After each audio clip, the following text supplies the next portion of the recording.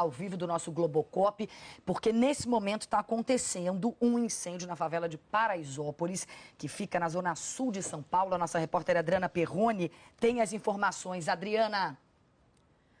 Oi, Cris. Boa tarde para você, boa tarde a todos. Olha, as primeiras informações dão conta de que esse incêndio acontece, como você disse, na favela Paraisópolis, uma das maiores aqui da capital paulista. Ela fica na zona sul aqui da cidade, bem ao lado do bairro do Morumbi, um bairro nobre aqui da cidade. A gente vê que esse incêndio já provocou uma grande destruição no local. Agora há pouco, o Globocop tinha se aproximado, a imagem do Globocop estava bem próxima e a gente via iniciativas pontuais, né? O desespero dos moradores, né, de casas que ainda não foram atingidas pelas chamas, de tentar apagar esse incêndio com baldes d'água, com mangueira, mas a gente vê que o fogo está se alastrando. Por volta de 15 para as 2 da tarde, o Corpo de Bombeiros postou no Twitter essa ocorrência e disse que 10 viaturas estavam a caminho do local para fazer o atendimento desse incêndio. Então a gente vê que ainda há muitas chamas pelo local, o incêndio ainda é forte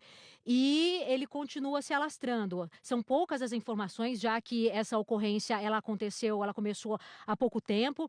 A Secretaria de Segurança Urbana foi acionada para informações da Defesa Civil sobre incêndio. Eles ainda não sabiam do incêndio, né? A nossa produção entrou em contato com eles ainda não tinham mais informações a respeito desse incêndio. Então, o que a gente tem por enquanto é essa informação de que esse incêndio acontece nesse momento na favela de Paraisópolis, na zona sul da capital paulista, uma das maiores favelas aqui de São Paulo, e 10 viaturas do Corpo de Bombeiros já foram enviadas para o local para tentar conter as chamas. A gente já percebe uma mudança, né? Agora muita fumaça preta no local, porque os bombeiros estão lá para tentar conter essas chamas. Agora há pouco, como eu disse, a gente via iniciativas pontuais de alguns moradores, né, tentando apagar, tentando diminuir as chamas com baldes d'água, também com mangueiras, mas é uma situação bastante preocupante. Essa é uma favela, a gente percebe, né, são muitos barracos, as casas ficam próximas umas das outras, então isso favorece muito que o incêndio se alastre rapidamente. A gente vê que as chamas estão altas ainda. Olha, os moradores, bem aqui na parte de baixo do vídeo, a gente vê eles com baldes d'água, jogando água em cima na chama para tentar apagar esse incêndio, né, para tentar ajudar para que esse incêndio não se alastre ainda mais, não atinja ainda mais outras casas.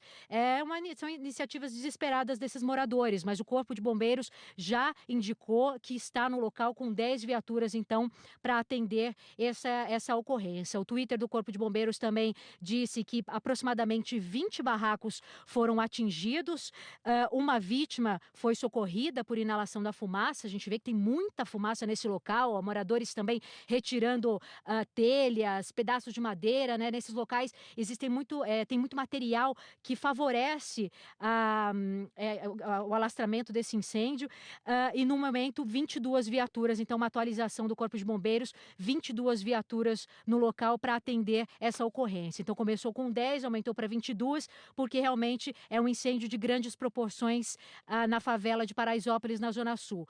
Mais moradores também ajudando nesse incêndio, né, ajudando a tentar conter esse incêndio. Agora na rua lateral a gente vê viaturas do Corpo de Bombeiros, também da Polícia Militar, agora o resgate também chegando para atender vítimas se necessário. A situação dessas pessoas, claro, é uma situação muito delicada, é uma região bastante pobre, né?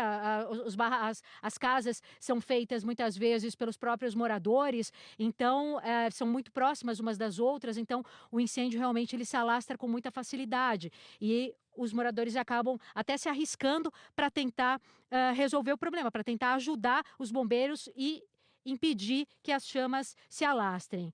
A gente vê muita madeira, muita telha espalhada pelas casas, pelos telhados das casas, né? Muitas casas em construção, tijolos, e um morador com um baldinho para tentar umedecer a madeira para impedir que o fogo se alastre. São imagens ao vivo que a gente acompanha do Globocop, então na favela de Paraisópolis, na zona sul da capital paulista. Cria situação bem complicada por lá. A gente vê novamente, então, a viatura do Corpo de Bombeiros, né, do resgate, também a população ao lado, tem muitas crianças nessa região, claro. e a situação é bastante delicada. O Corpo de Bombeiros já está no local, então são 22 viaturas, segundo a última atualização do Corpo de Bombeiros. Então, bombeiros aí que trabalham para tentar apagar esse incêndio. Agora há pouco a gente via que as chamas ainda estavam muito altas, né? O incêndio ainda era muito forte, mas a gente continua então acompanhando as imagens do Globocop. Agora, aproximando as imagens, a gente vê, olha, muitos barracos sendo atingidos, né? Ó, madeira, casas que estão sendo destruídas. Realmente é uma cena muito triste. No ano passado, nós aqui da Globo News, a gente chegou a cobrir alguns incêndios nessa favela, que fica aqui na zona sul da capital paulista. É uma situação muito triste, né, Cris? Porque a gente, sempre que se depara com uma situação como essa, a gente vê muitas famílias desabrigadas, famílias que têm tão pouco e que de uma hora para outra têm que lidar com uma situação como essa, né? O pouco que tem acaba se perdendo num incêndio como esse. O desespero das famílias, a gente vê muito próximas as casas umas das outras e ali o morador mais uma vez tentando minimizar o problema com um balde d'água. Cris, a gente continua acompanhando então essa situação, pode voltar com você a qualquer momento com mais informações.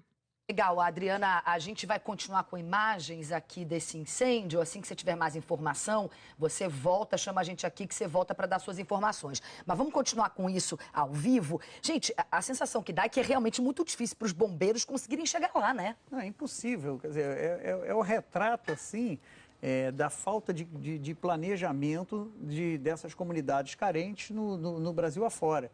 Então, muitas vezes, quando diz, pô, o Estado tem que chegar, mas às vezes é impossível você chegar, por exemplo, para recolher um lixo.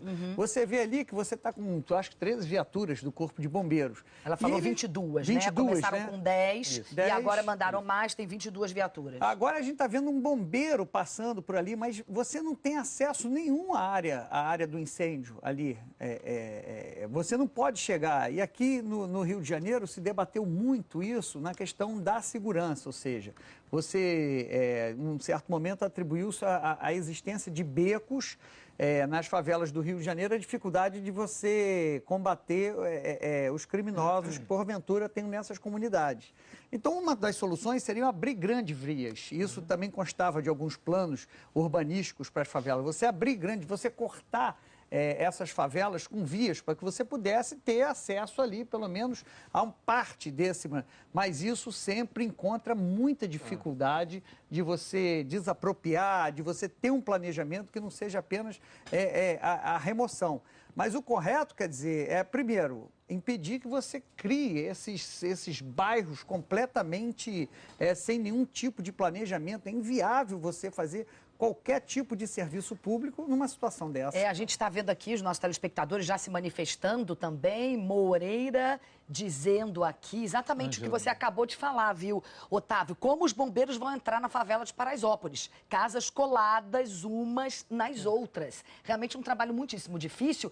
Esses barracões de madeira, ou seja, pega fogo num instante. A gente está percebendo que o incêndio está se alastrando cada vez mais. É impressionante o tamanho que ele já está, né, Marcelo? Cris. E só para reforçar um pouco o que eu disse também, e você mesmo, Paraisópolis, como tantas outras comunidades pelo Brasil, são retratos de um outro tipo de falência. A gente fala aqui muito da falência dos estados, da falência dos serviços públicos, em muitos casos, assim, mas é uma falência também da falta de planejamento urbano do país, de um crescimento totalmente desordenado da cidade, e isso perpassa administrações e administrações, governos e governos, de partidos e partidos. São décadas de você não cuidar com o devido cuidado do planejamento, da construção de habitações populares, porque é óbvio que a enorme maioria desses moradores de Paraisópolis trabalha por ali ou chegou inicialmente, a gente estava até falando um pouquinho da história dessa favela, que começou com o crescimento do Morumbi também, assim, que ela teve um impulso muito grande, né? E é claro que, olhando de cima as imagens que são impressionantes, está claro que ali não tem os serviços que tem na parte urbanizada da cidade. E isso inclui, inclusive, não ter as ruas necessárias para passar o caminhão do lixo, para chegar o carteiro, para chegar a polícia, nada disso. Mas são milhares e milhares de pessoas. E isso não surgiu da noite para o dia, né? Realmente uma falência... Marcelo, remoção de favela é uma ação muito impopular para o governante, né? Claro. Se você pegar aqui no Rio de Janeiro o Morro do Pasmado, na época do Carlos Lacerda, que desalojaram as pessoas do Morro do Pasmado e foram lá para a Vila Kennedy, né, Otávio?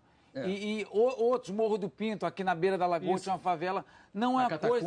na Catacumba. Não é uma ação muito simples, mas não é impossível de se fazer, né?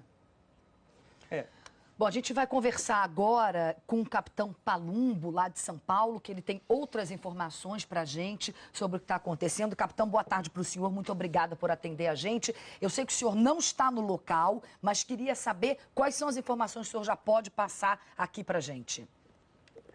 Boa tarde, Cristiane. Infelizmente, essa grave ocorrência acontecendo na favela de Paraisópolis. O Corpo de Bombeiros, nesse momento, mandou para o local 40 equipes. Nós temos aí mais de 100 homens trabalhando para tentar conter a chama. A gente sabe que é complicado por causa das grandes quantidades de material combustível. Nós temos madeira, nós temos botijões de gás. A informação preliminar de 40 barracos que foram atingidos. Isso quer dizer que também a gente tem 40 botijões ali que vão proporcionar esse grande incêndio, né? Essa propagação muito rápida. E as equipes, elas lutam ali para que a gente não tenha toda a comunidade atingida, porque a estratégia que o Corpo de Bombeiros adota nesses momentos são que a gente faz um cerco ao fogo e a gente tenta, de alguma forma, segurar as chamas para que elas não atinjam o restante da comunidade, viu, Cristiane? Capitão, a gente estava comentando aqui da dificuldade que deve ser para os bombeiros nesse momento, para eles conseguirem fazer o trabalho deles e chegar aí no local onde o incêndio está acontecendo, porque são barracos colados uns aos outros, não tem ruas que vocês consigam chegar. O Corpo de Bombeiros tem um helicóptero, por exemplo, que consiga jogar água de cima. Como é que está sendo exatamente chegar a esse local? Olha, Cristiane, a gente tem já uma vasta experiência nesse tipo de ocorrência. A gente posiciona as nossas viaturas nos acessos da comunidade. A gente tem, às vezes, até ajuda do pessoal da comunidade em nos levar aos pontos, aos locais ali de difícil acesso, onde a gente consiga fazer o combate à base do fogo. É lógico que é uma situação crítica. Nós já socorremos uma pessoa por inalação de fumaça para o pronto-socorro. A gente entende ali que o local, por causa do calor também, ele esteja bem complicado. É uma situação difícil. As pessoas elas vão, de alguma forma, ajudar as equipes do Corpo de Bombeiros para que a gente tenha um contato direto com a emergência e que a gente consiga fazer o combate. É difícil, é uma situação bem complicada, as equipes sabem disso, mas nós estamos, o Corpo de Bombeiros da Polícia Militar de São Paulo, já aí com essas 40 viaturas, tentando entrar de tudo quanto é lado pela comunidade para fazer o combate às chamas, e a gente acredita, sim, que consiga suportar aí essa pressão inicial do fogo, que ele se propaga com grande rapidez, mas controlá-lo para que ele não passe para toda a comunidade, que é esse o objetivo principal. Mas especificamente em relação ao helicóptero que eu perguntei para o senhor, existe algo assim? Existe um helicóptero que consiga jogar água em cima desse fogo para tentar minimizar, apagar o fogo? O helicóptero, ele vai ter ali no máximo 500 litros de água, né? Onde você tem no próprio cesto que você possa jogar. E a gente já viu que esse tipo de ação, ele não é tão eficaz quanto a gente acessar diretamente o local com as mangueiras, até utilizando aditivos que a gente possa ali provocar, por exemplo, jogar uma espuma para que tenha uma outra capacidade, não só de resfriamento do local, mas em si também você conseguir tirar o oxigênio desse fogo, você fazer todo esse combate com uma espuma química. Isso daí, certamente, ele é uma ação que possa ajudar. O helicóptero, nesses momentos, nesse tipo de operação, ele não é até indicado por causa da quantidade de calor e você tem até o risco de você atingir ali a aeronave de uma maneira que você não tenha uma eficácia tão grande em relação ao custo-benefício, Cristiane. Então, normalmente, quando a gente tem esses incêndios em favela, nós vamos pelos acessos da comunidade, levamos lances de mangueiras. Esses lances eles vão ser conectados aos caminhões. Nós vamos mandar grande quantidade de água para que a gente tenha o controle efetivo da situação, viu, Cristiane? Agora, capitão, a gente percebe com muita frequência incêndios em favelas de São Paulo. Isso acontece muito frequentemente. Por que isso acontece? Tem alguma explicação para isso? Cristiane, nós temos, lógico, um grande número de pessoas, nós temos ali nos locais, principalmente hoje, por causa da temperatura, instalações elétricas inadequadas, que elas já aquecem normalmente.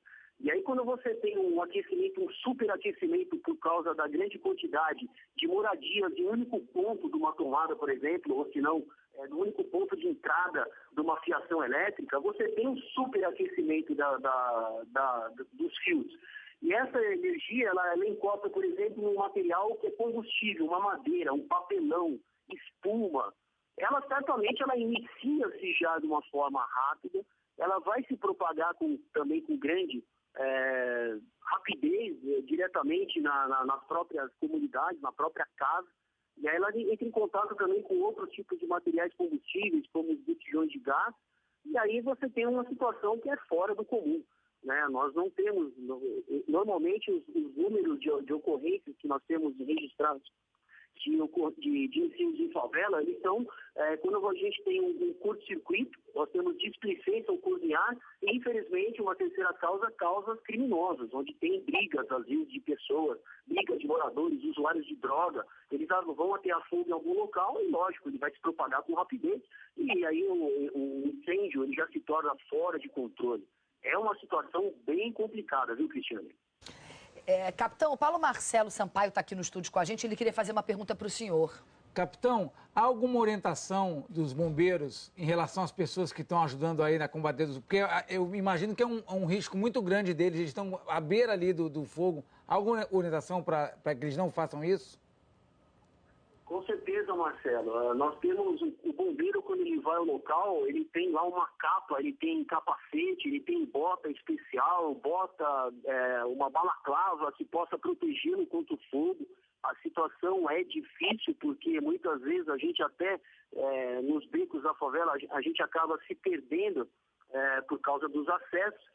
E imagine então uma pessoa que esteja ali sem nenhum tipo de equipamento. O ideal é que ela possa orientar os bombeiros a chegar no local, que elas possam orientar as pessoas a saírem do local. Muitas vezes existem pessoas, crianças, idosos que estão na comunidade, que esse é a maior preocupação das equipes que estão no local, tentar fazer a retirada dessas vítimas para que elas não se envolvam na ocorrência, para que elas não fiquem no caminho presas ali por causa da quantidade de fumaça, principalmente pelo fogo.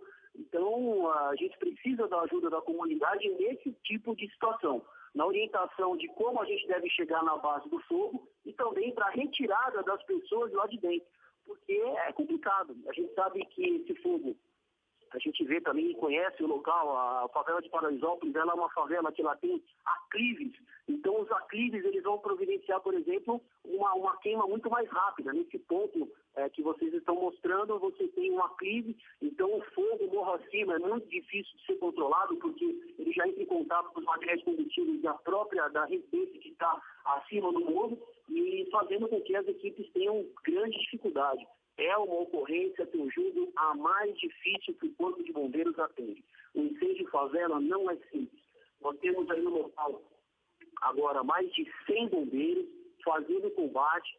Eles estão no meio das próprias vilas, dos próprios acessos, e a gente sabe aí que a gente vai demandar um certo tempo para controlar a situação.